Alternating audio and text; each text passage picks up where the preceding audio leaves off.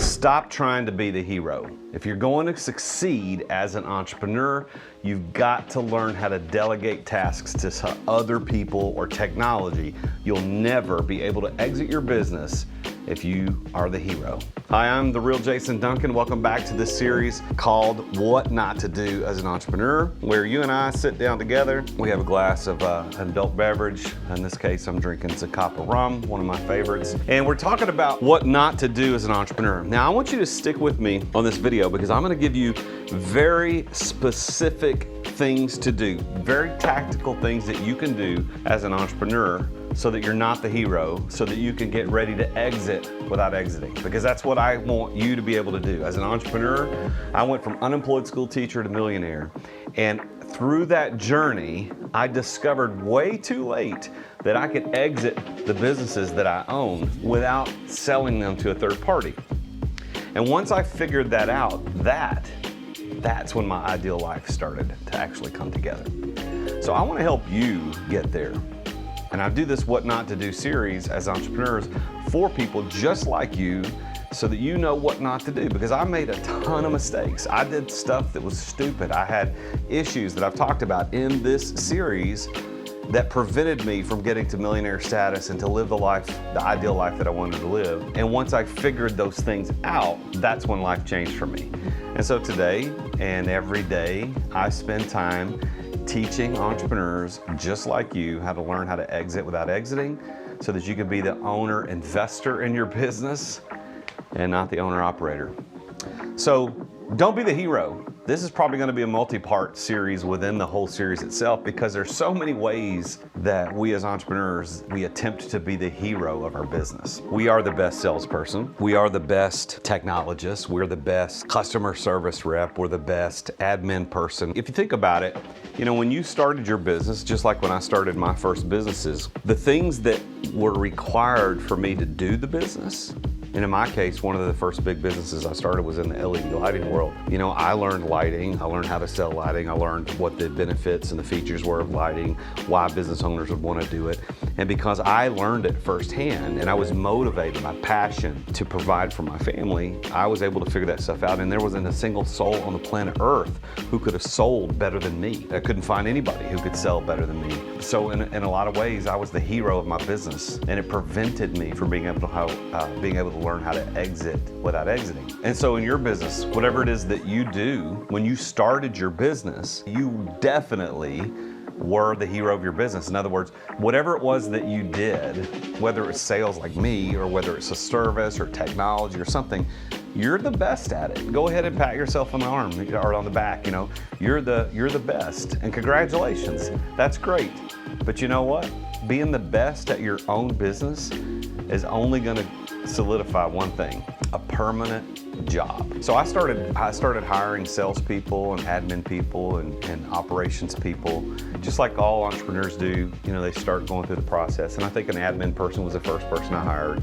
Then I hired an operations person, and then I started hiring salespeople. I started the business 11 years ago, and over the 11 years that I was running the business as CEO, I had a lot of salespeople come through, and none except for really one, the guy that's still with me to this day, who's amazing, he's a rock star, could figure it out. If I really admit this, just between you and me and the glass of rum here, I would say that one of the reasons that they didn't succeed is because I tried to be the hero. Like, I knew I was the best salesperson, and maybe subconsciously, even though I probably didn't do it consciously, I tried to stay the #1 salesperson. You know, I'd either be the guy who would find the deals or close the deals. And if you were good at finding the deals, then I would be the guy to close the deals. If you're good at closing the deals, I'd be the guy to find you deals. And it wasn't until I made a decision, I cannot continue to be the hero of my business, because if I am the hero of my business will always require my presence. And if it always requires my presence, I will never be able to exit this thing until I sell it to somebody else. But there's a dirty secret in that too. Let me tell you that. I interview entrepreneurs all the time on my show, The Root of All Success, and I talk about how they were able to build and become successful. And from time to time, I talk to entrepreneurs who've exited their business. And when I mean exit, I mean like sold it to another party. And you know what they tell me? They say, Jason, I didn't make any money. Like I was barely getting my bills paid until I sold the business. And when I sold the business, you know, I was a millionaire or multi-millionaire, whatever the case was. But why would you want to wait? Why wouldn't you want to live that ideal life now? You can't be the hero of your business. You've got to learn how to delegate tasks. And so today, in this video, for the remaining minutes that we're together in this video, I want to give you, as an entrepreneur who is the hero of your business, and that you're going to kill yourself in your business because of that, I'm going to give you one specific way to think about how you can stop being the hero of your business so that your business can thrive in your absence, so that you can exit without exiting. And when I say exit without exiting, what I mean is you can exit that business physically, but not financially. What you're going to find is that you're going to be able to exit physically and yet retain all of the financial benefits of business ownership. As the business owner, as the entrepreneur, you make more money than everybody in the business. And if you're not, then you're probably doing it wrong. You're making a good living, good lifestyle, living a good way. But if you always are required to be there, that's just a high-paying job. And you could certainly go get another high-paying job with a lot less stress that you could leave at the office at 5 o'clock and go home and be present with your wife or with your husband. I teach people just like you how to be able to exit physically and not financially. You retain the financial benefits. You retain the business ownership benefits like tax advantages, etc., without having to sell the business to a third party. Now, if you want to sell the business to a third party, my stuff still works because it just preps your business for that. Because if somebody comes along to buy your business and you are required, you're the hero and you're in it every day, they're going to pay you a lot less money for the business, and they're going to require you to stay in and do something called an earn out, where you have to earn a certain amount of money over a certain period of time because your presence is critical to the operation and the success of bringing in revenue in that business. There are 3 words I'm going to give you, and I want you to write these words down, and I want you to understand that one of these 3 words helps you not be the hero, and the other 2 are you're the hero, kind of. You'll see what I mean. 1 word is delegation, 1 word is abdication, and 1 word is confiscation. So let's talk about confiscation, because that's the hero syndrome in the business. That's when you, as the entrepreneur, confiscate all of the duties for yourself. That's what confiscate means. It means you take for yourself. You take it away from someone else whom it actually belongs to, and you do it yourself. Let me ask you a question. Have you experienced this individually, or have you seen other entrepreneurs do this, where they are the guy, or the girl, as the case were, taking out the trash, cleaning the office, sweeping the parking lot, buying and setting up business cards, setting up the letterhead, mailing out whatever it is, handling shipping, handling receiving, handling the sales calls, setting up the on and on and on. That is when you're the hero of your business and you're thinking, well, come on, Jason, I'm the best at all those things. Well, that's arguable. Maybe you could probably hire somebody better than you at cleaning, maybe not. But you've got to let other people do it, because if you continue to confiscate their jobs and their roles, you're never going to be able to learn how to exit. You're going to be stuck as a slave to your business forever. So don't do that. Don't confiscate. That's 1 word. That is the epitome of the entrepreneur who's not an entrepreneur. He's a business owner. And there's a difference. You can be an entrepreneur and a business owner, or you can be a business owner and not an entrepreneur. What are you? Because if you're the hero of your business, you're just a business owner. You have a high-paying job that you're a slave to that requires you to be there. And don't you want more than that? Isn't there something else out there that you want to accomplish? Isn't there other things you want to be doing besides being the hero of your business? So confiscation, confiscate. Don't do that. So the second word is abdicate. Abdicate means to give up rightful responsibility to do something to someone else, and you completely disconnect from the outcome. That's what abdication is. Like a king who abdicates his throne has the rightful authority to the throne, and he gives 100% of that authority to another person, and the outcome of that is now in their hands. That is a terrible thing to do. So people get abdication and delegation confused. I'm gonna talk about delegation in a minute. And I have a very, very, very specific way to delegate. I've got 1 thing I'm gonna talk about today on this, so hang with me. So on this abdication thing, as an entrepreneur, some people get it confused with delegation, which we'll talk about, but they think that it's delegating when they say, hey, I'm gonna turn this task over to so-and-so, good luck. no training, no expectations, and you as the entrepreneur are disconnected from the outcome of that responsibility. That is abdication. That is not what I'm saying that you should do. Exit without exiting is not about abdicating your authority or abdicating your responsibility. It's about delegating. So what is delegation? Well, delegation is when you assign a task or responsibility to someone else, but you maintain or retain responsibility for the outcome. So in other words, I assign a task, maybe it's sales, administration, technology, to another human who may or may not be as good at it as me. Remember, we're the hero. We're probably better than everybody that we hire at first, and at some point you got to hire people that are better than you. But at first, you're better, but you delegate that task, you give responsibility of that task to somebody else. But here's the difference. You still accept the responsibility for the outcome. That's delegation. Now the trick here is you've got to make sure that if somebody can do your job, whether you're better at least at an 80% of your capacity, you need to delegate that task. You need to give it to someone else. Still accept the responsibility for the outcome, but you give it to somebody else. Here is one way to do this. You and I and every other entrepreneur on the face of the earth have to keep up with a daily schedule. I've got here on my desk, I use this thing called a moleskin, and I write in all my tasks and duties on a daily basis. I keep everything in Google, we're a Google shop in my companies, and Google Calendar, Gmail, all that kind of stuff. So everything gets scheduled there, but I push it over to Moleskin in physical, I physically handwrite it, and that's how I kind of keep up day to day. But the act of actually scheduling things is a task that you need to stop being the hero of. You need to offload that task to another human or a technology. Personally, this is just me, and I know other people who disagree with me, and I've got one very successful entrepreneur friend of mine who disagrees with me on this, and not vehemently so, he just does it differently than me. So you can decide for yourself. He uses a human to handle all of the scheduling of his events. So if I want to schedule a business meeting with him, not as friends having a drink at the club or something, but like if we're having a business meeting, I have to go through his assistant. And his assistant and I, or whoever I assign to do that task, gets together and we schedule it, and then it shows up on his calendar, and then he goes, oh, I got a meeting with Jason, and he shows up at the proper time. He uses a human to do that, but he doesn't do the scheduling. He gives it to another person.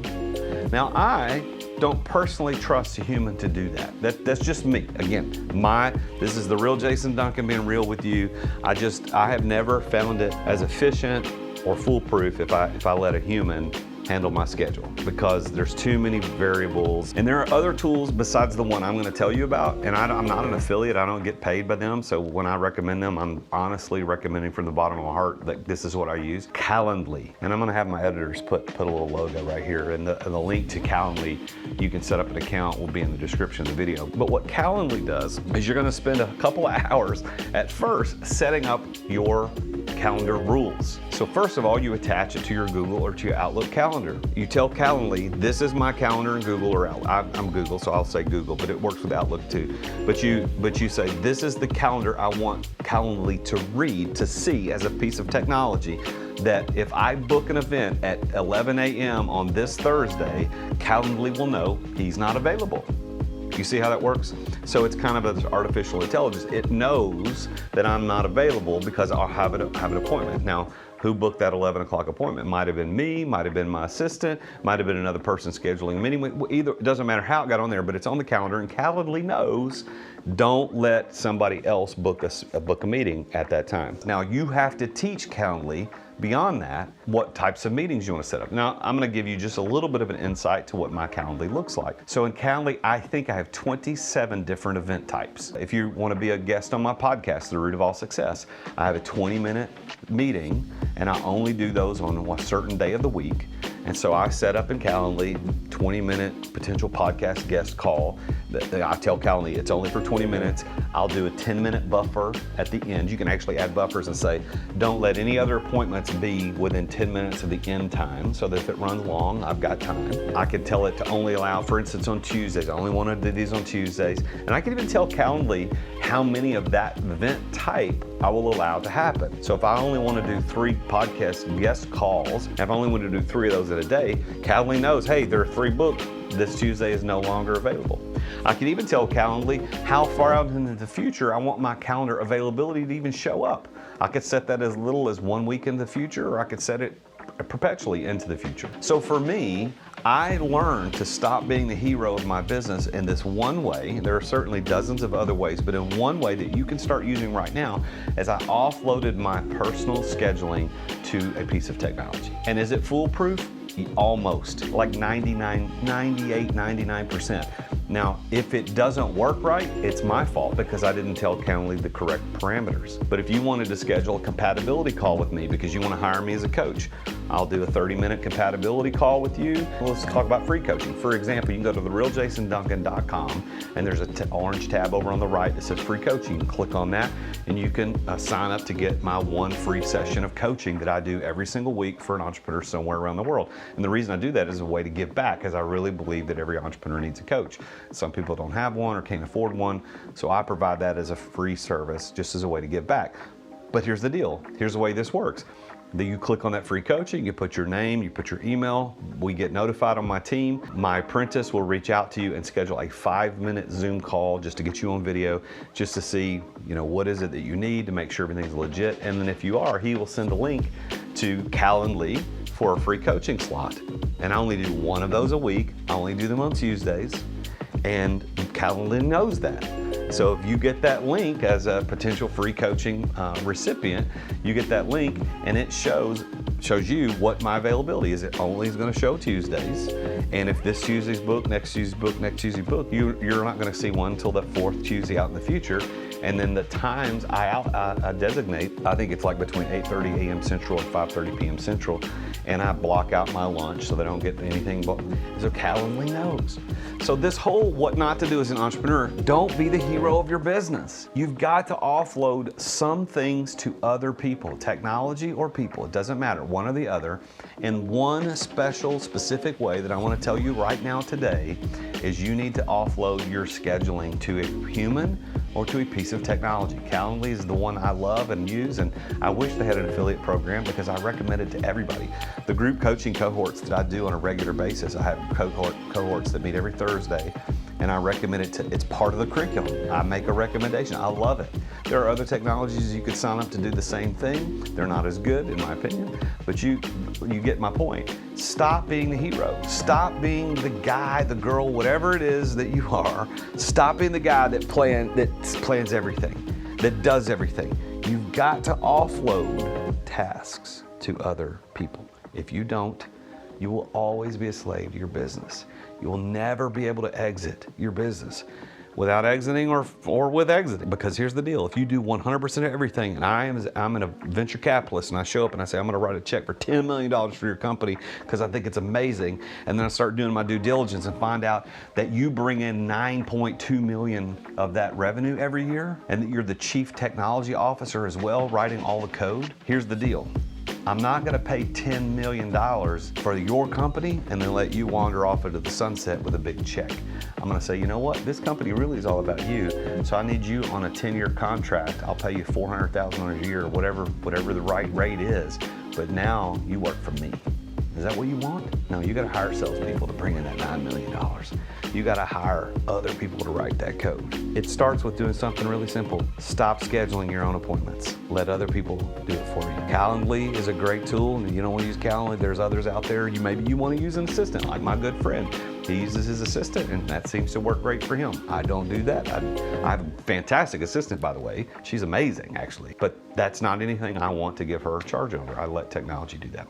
I'm the real Jason Duncan, and I coach entrepreneurs just like you how to learn how to exit without exiting. And if you want to know more about that, go to therealjasonduncan.com. And one of the things that I've already mentioned is the free coaching. If you're interested in free coaching, just click on that orange tab, fill out the form. My apprentice will reach back out to you, schedule a 5-minute Zoom call, make sure everything's on the up and up and you're cool and everything's great, and then we'll get you in and you'll get 1 free session with me. Until next time, when we get back together and we have another glass of adult beverages and we talk about what not to do as an entrepreneur, I'm the real Jason Duncan, and Jesus is King. Cheers.